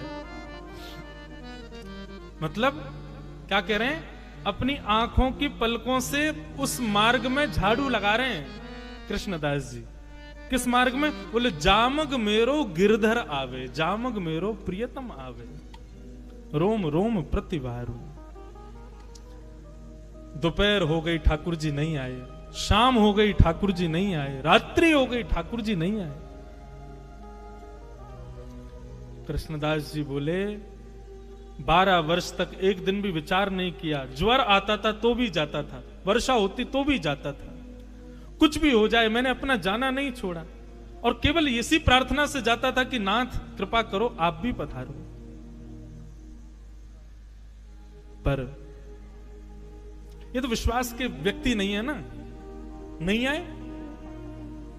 कृष्णदास जी ने अपनी सारी पोटली बांधी, माला वाला सब उठा ली, पूरी कुटिया में जितनी उनकी सामग्री थी सबको इकट्ठा किया, और कुटिया में बढ़िया ताला लगा करके और पोटलियां कंधे पर टांग करके निकल पड़े नंदगांव से बरसाने की ओर, श्री जी की शरण में।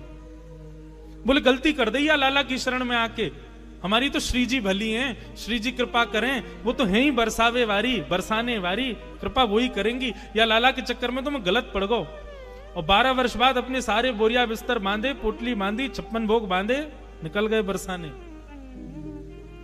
और जैसे नंदगांव से बरसाना ज्यादा दूर नहीं है, आप पैदल भी जाओगे तो 1-1.5 घंटा में पहुंच जाओगे, सामने ही है। जैसे ही जाने लगे इतने में ही असंख्य गायों का झुंड सामने से आ रहा था। बाबा बोले इतनी सारी गैया, सोई मार्ग से उतर करके जंगल में पेड़ के नीचे खड़े हो गए, गैया चली जाए तो आगे जाऊं, लेकिन महाराज वो गैया तो चलती जाएं, चलती जाएं, चलती जाएं, इतनी सारी गैया। कृष्णदास जी बोले भैया ये गैया है कहां से आ रही सुनामी गैयान की। इतने में ही देखा ऊंची धोती पहने, कंधे पर एक डंडा टांगे, उस पर ऐसे हाथ लटकाए और बढ़िया मधुर चाल चलता हुआ ग्वारिया आ रहा है। ग्वारिया को देख करके कृष्णदास जी, ओ भैया ग्वारिया ने कितकुआ। ग्वारिया गए, कहो बाबा। बोलो भैया इतनी सारी गैया हमने अपने जीवन में पहली बार देखी, कहां की गैया है ये? बोले बाबा ये नंद भवन की गैया है, 9 लाख गैया हैं। बोले 9 लाख? बोले हम बे। तो भैया हम तो बढ़िया बरसाने जा रहे, लेकिन इन गैयान ने आके मार्ग रोक दियो हमारो। अब ये तो 9 लाख गैया है तो मतलब समय लगेगा, 2-4 घंटा तो लगेंगे इनको निकलने में। बोले हाँ बाबा इतना समय तो लग जाएगा। कहा करें, सुबह से भूखे प्यासे भूख लग रही है। ग्वारिया बोले बाबा मैं हूं भूखा हूं, कछु हो भोजन पानी तो निकालो, बैठे दोनों पामे संग संग। कृष्णदास जी बोले हाँ भैया बैठ जा। बैठ गए, पोटली खोली, सामने सामग्री रख दी। बाबा बोले भैया जो तो को भावे अपने आप प्रेम से पा। ग्वारिया बोले बाबा मेरे हाथ में गोबर लग रहा है, हाथ सन रहे हैं, मैं खाऊंगा तो गोबर की गंध आवेगी। आप एक काम कर दो ना, आप अपने हाथ से स्वयं भी पाओ और जब आप पान लगो तब मुंह को भी पवाए दो। बाबा बोले बड़ा चतुर है भैया। सब लोग इधर देखो, ध्यान से सुनो। बोले ऐसे ही तो तेरो देवता वाने 12 वर्ष तक उनसे सेवा ही सेवा करवाई, 12 वर्ष बाद आज नंबर आयो तो अब बाकी सेवकों को सेवा करवा रहे हैं। बोले बाबा खवाए दो ना, अब हाथ धोवे कहां जाऊंगा। तो कृष्णदास बाबा स्वयं भी पाते और उसी हाथ से ग्वारिया को भी पवाते, अपने हाथ से ही पवा रहे। पाते पाते ग्वारिया के नेत्रों से आंसू गिरने लगे। बाबा बोले भैया तू रो काई को रोयो है, तेरे आंखन ते आंसू क्यों आ रहो, कहा भयो भोजन स्वाद ना बनो। बोले बाबा नहीं भोजन तो बहुत स्वाद बनो है, आप पवा भी बहुत प्रेम से रहे हो, लेकिन मुंह को आज बड़ो कष्ट है रो। बोले क्यों? बोले 12 वर्ष तक बिना माला के मैं एक दिन नहीं रहे हो, लेकिन आज सुबह से रात्रि है गई, मुंह को माला नहीं पहनाई आपने। बाबा आपकी माला की स्मृति है रे। जैसे ये बात कही इतने में त्रिभंग लली श्याम सुंदर उस ग्वारिया के वेश में प्रकट हो गए। बोले बाबा लाओ, कहाँ है माला, मुंह को पहना दो, देखो मैंने अपनो नियम पूरा कियो। 12 वर्ष हेते ही में आ गयो, बाबा पहनाए दो। बाबा के नेत्र लाल पड़ गए, आंखों से आंसू गिरने लगे।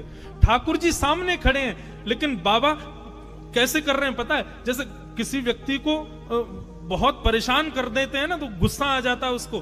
पोटली बांधने लगे, ठाकुर जी को देखते जा रहे हैं, पोटली अपनी उठाते जा रहे हैं और खड़े हो गए। ठाकुर जी बोले, बाबा कहा गए हो, गुस्सा क्यों कर रहे हो, माला पहनाए दो ना। बोले नहीं पहनाऊंगा, सुबह से प्रतीक्षा कर रहा हूं, 12 वर्ष से मैंने माला पहनाई, आए तुम मेरे पास पहनवे। अब तो ये माला मैं श्री जी को ही पहनाऊंगा, ये उन्हीं की माला है।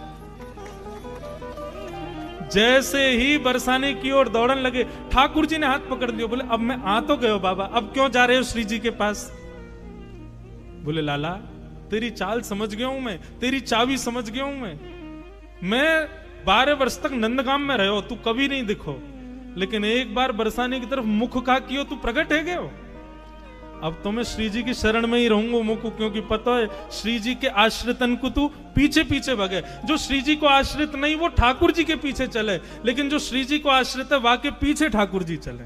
अनुब्रजाम में हम नित्यम पूये ये तन्य रेणु भी। और ये बात कोई हम ऐसे नहीं बोल रहे हैं, ठाकुर जी स्वयं कहते हैं अनुब्रजाम में हम नित्यम पूये ये तन्य रेणु भी। जो श्री जी की उपासना करते हैं, ठाकुर जी कहते हैं उनके पीछे मैं कैसे चलता हूं, जैसे गैया के पीछे बछड़ा चलता है। गैया जहां जहां जाती है बछड़ा वहां वहां जावे, ऐसे ठाकुर जी कहें जो श्री जी की उपासना करो, वाकई तो भैया मैं पीछे पीछे रहूं। इसलिए भैया बड़े भाव हैं कहवे को, तो अनंत भावों से भरा है हमारा वृंदावन। पूरा जीवन भी यदि मैं कहता रहूं तो भी संभव नहीं। मैं क्या, हमारे ब्रजमंडल के कितने संत, कितने वैष्णव जन वृंदावन रस को गा रहे हैं, लेकिन कहीं भी पूर्ति नहीं हो पा रही है। वृंदावन अथाह सागर है बंधुओं, हम तो केवल एक बिंदु की छींट ले रहे हैं वृंदावन की, ये समझ लो। ऐसा श्रीधाम वृंदावन। श्री जी अनुग्रह करें, श्री जी कृपा करें, तभी लाल जी को अनुग्रह प्राप्त होगा।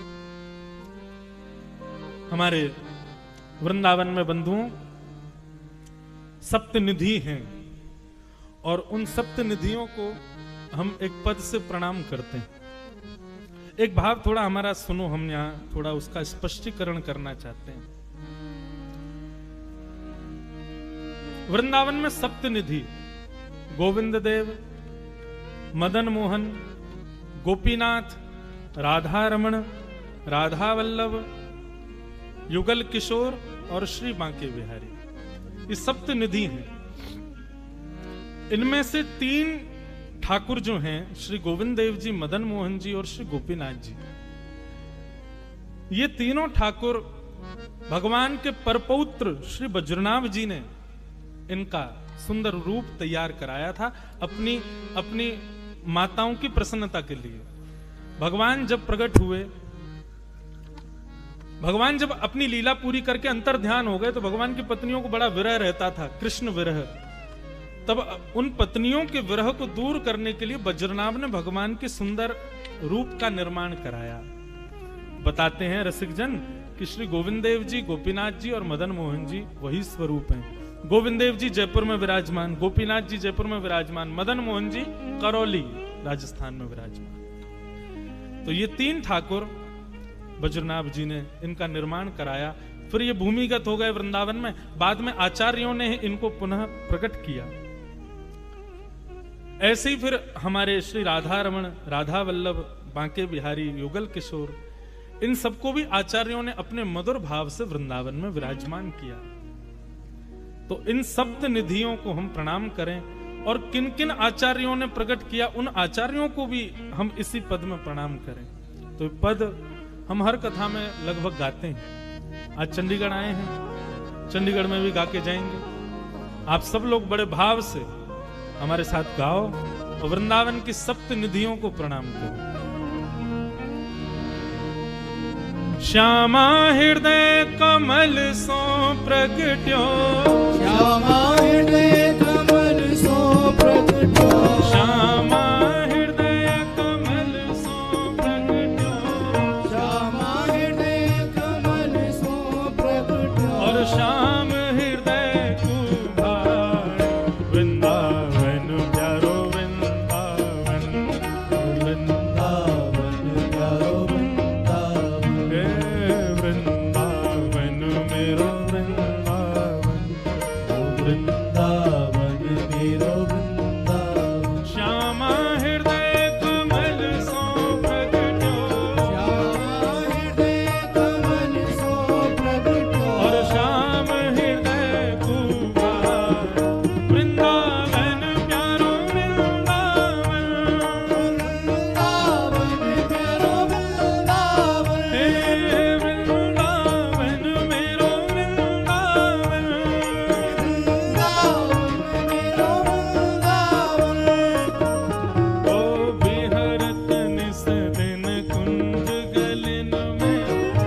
सुख सागर रूप उजागर रहे वृंदावन धाम।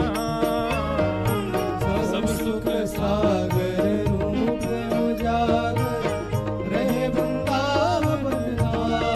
हाँ प्यारो रहे वृंदावन धाम, प्यारो रहे वृंदावन धाम। ओ रूप गोस्वामी प्रकट कियो जहाँ, रूप गोस्वामी प्रकट कियो जहाँ। रूप गोस्वामी प्रकट कियो जहाँ, रूप गोस्वामी प्रकट कियो राधा गोविंद रूप निधान। वृंदावन प्यारो वृंदावन, वृंदावन प्यारो वृंदावन। हे वृंदावन मेरो वृंदावन।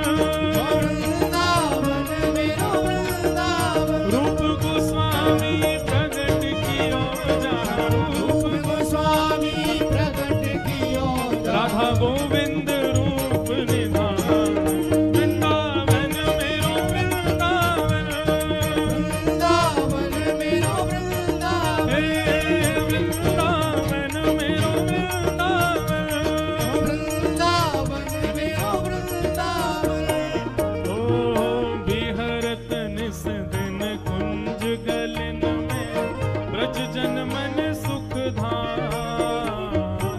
विहरत निश दिन कुंज गलिन में ब्रज जन मन सुख धाम। प्यारो ब्रज जन मन सुख धाम। प्यारो ब्रज जन मन सुख धाम। ओ मदन मोहन को रूप निरख के, मदन मोहन को रूप निरख के। श्री मदन मोहन को रूप निरख के, मदन मोहन को रूप निरख के। सनातन बल बल जाए। वृंदावन प्यारो वृंदावन, वृंदावन प्यारो वृंदावन। हे वृंदावन प्यारो वृंदावन।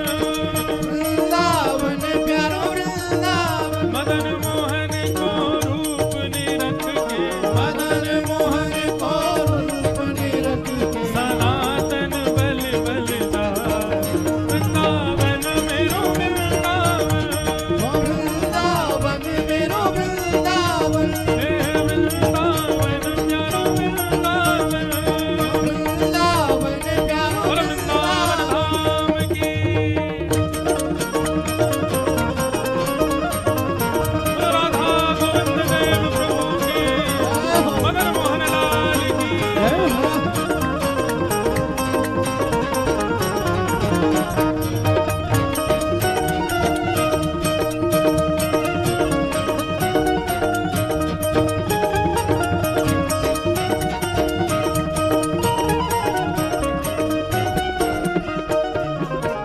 ओ गोपी ग्वाल सब ही और धारे, प्यारो गोपीनाथ। गोपी ग्वाल सब ही और धारे, प्यारो गोपीनाथ। प्यारो प्यारो गोपीनाथ। प्यारो प्यारो गोपीनाथ। मधु पंडित जिन कंठ लगायो, मधु पंडित जिन कंठ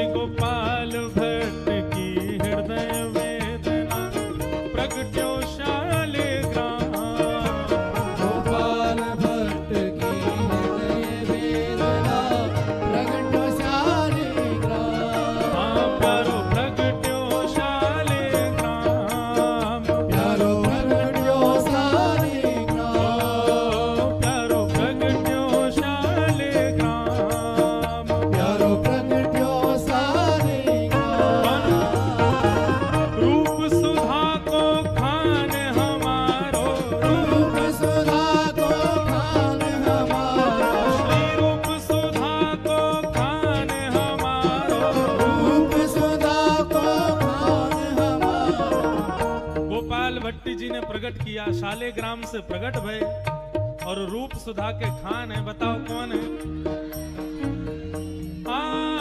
रूप सुधा को खान हमारो, रूप सुधा को खान हमारो, श्री राधा रमण दुलार, वृंदावन प्यारो वृंदावन, वृंदावन प्यारो वृंदावन, वृंदावन मेरो वृंदावन,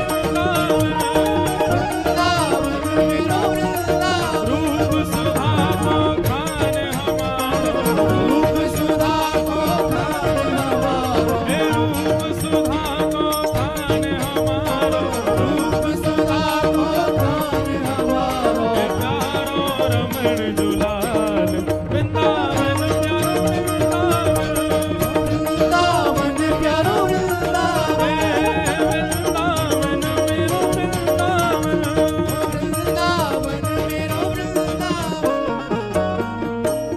आतुर है हरिवंश पुकारो, राधा राधा नाम, आतुर है हरिवंश पुकारो, राधा राधा नाम, आतुर हित हरिवंश पुकारो, श्री राधा राधा नाम, आतुर हित हरिवंश पुकारो, राधा राधा नाम, प्यारो राधा राधा नाम, प्यारो राधा राधा नाम, प्यारो श्यामा प्यारी को नाम, प्यारो श्यामा प्यारी को नाम, सघन कुंज यमुना तट आयो, सघन कुंज यमुना तट आयो, सघन कुंज वृंदावन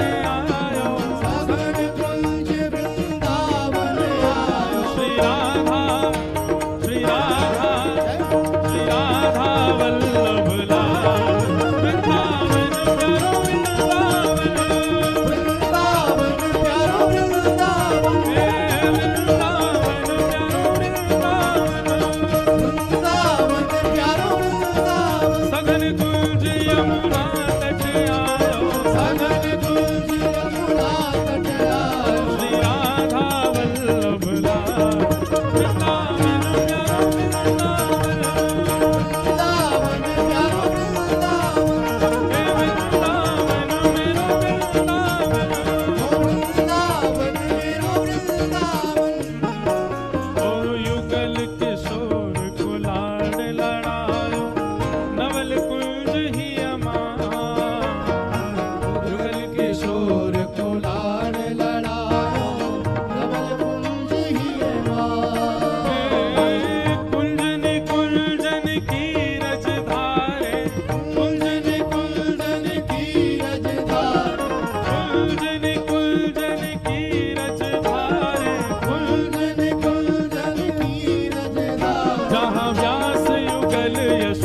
गार, वृंदावन प्यारो वृंदावन, वृंदावन प्यारो वृंदावन, वृंदावन मेरो वृंदावन, वृंदावन मेरो वृंदावन, कुंजन कुंजन की रज धारे, कुंजन कुंजन की रजधार, जहाँ व्यास युगल यश गार, वृंदावन प्यारो वृंदावन, वृंदावन प्यारो वृंदावन, वृंदावन मेरो वृंदावन।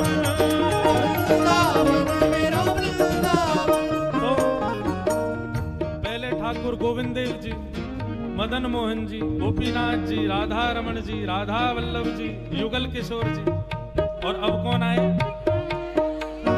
एक जोर से बोलो, कौन पधारे? आहा, श्री वृंदावन बिहारी लाल, बोल बाके बिहारी लाल की। कैसे प्रकट हुए महाराज? हमारे बिहारी जी इतने सुंदर हैं कि सब पागल कर रखे हैं उन्होंने। कभी कभी मन में आवे कि हे कृष्ण लला तुम होते लली तो गरे कट जाते करोड़न के। लाला तुमने बड़ी कृपा करी जो तुम लाला बन के आए, कहीं तुम लाली बन के आ गए होते तो कहा होता। बिहारी जी में जा करके लोग अपने प्राणन के न्योछावर देते बिहारी जी को। कितने सुंदर हैं, गाओ मेरे साथ। भुवन चतुर्दश की सुंदरता निधिवन करत बिहार। भुवन चतुर्दश की सुंदरता निधिवन करत बिहार। भुवन चतुर्दश की सुंदरता निधिवन करत बिहार। भुवन चतुर्दश की सुंदरता निधिवन करत बिहार। प्यारो निधिवन करत बिहार। प्यारो निधिवन करत बिहार। ओ श्यामा प्यारी कुंज बिहारी। श्यामा प्यारी कुंज बिहारी। भैया देखो, ऐसे मत गाओ, अब तो भुजा उठा के पूरे जोश में गाओ। बिहारी जी तक आवाज जानी चाहिए। श्यामा प्यारी कुंज बिहारी। श्यामा प्यारी कुंज बिहारी। हे श्यामा प्यारी बांके बिहारी। श्यामा प्यारी बांके बिहारी। और जय जय श्री हरिदास। वृंदावन प्यारो वृंदावन। वृंदावन प्यारो वृंदावन। हे वृंदावन प्यारो वृंदावन। वृंदावन प्यारो वृंदावन। अपने हृदय की एक सत्य बात बताऊं, अपने हृदय की एक वेदना कहूं। आप सबन को इतने आनंद में देख के मेरो मन कर रहा हूं मैं हूं नाचूं, लेकिन सुनो, व्यासपीठ की मर्यादा में तो ना आ सकूं, लेकिन आप सब में ही मेरे अंश हैं और मेरो मन है रो कि मैं 2-2 फुट उछल के नाचूं। सुनो, आप सबको अपने बगल में खड़े हवेवारी की सौगंध है, लेकिन भुजा उठाओ। श्यामा प्यारी कुंज बिहारी। श्यामा प्यारी कुंज बिहारी। श्यामा प्यारी बांके बिहारी। श्यामा प्यारी बांके बिहारी। और जय जय श्री हरिदास। वृंदावन प्यारो वृंदावन। वृंदावन प्यारो वृंदावन। हे वृंदावन मेरो वृंदावन।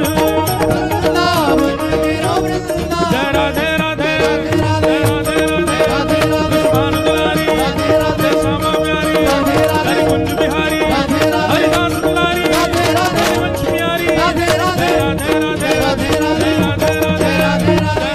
राधे राधे राधे राधे। राधे राधे राधे राधे। श्यामा प्यारी कुंज बिहारी। श्यामा प्यारी कुंज बिहारी। और जय जय श्री हरिदास। वृंदावन प्यारो वृंदावन। वृंदावन प्यारो वृंदावन। वृंदावन मेरो वृंदावन। वृंदावन मेरो वृंदावन। ये हमारे वृंदावन के सप्त निधि हैं। गोविंद देव, मदन मोहन, गोपीनाथ, राधा रमन, राधा वल्लभ, युगल किशोर और श्री बांके बिहारी। ये सप्त निधि हैं। तो सप्त निधि को पद जिनने लिखो है, जिनके भाव से प्रकट भयो है, अब उनको प्रणाम करो। ओ जिनकी कृपा से यह रस प्रकट वृंदावन अभिराम। जिनकी कृपा से यह रस प्रगटो वृंदावन अभिराम। जिनकी कृपा से यह रस प्रकट वृंदावन अभिराम। जिनकी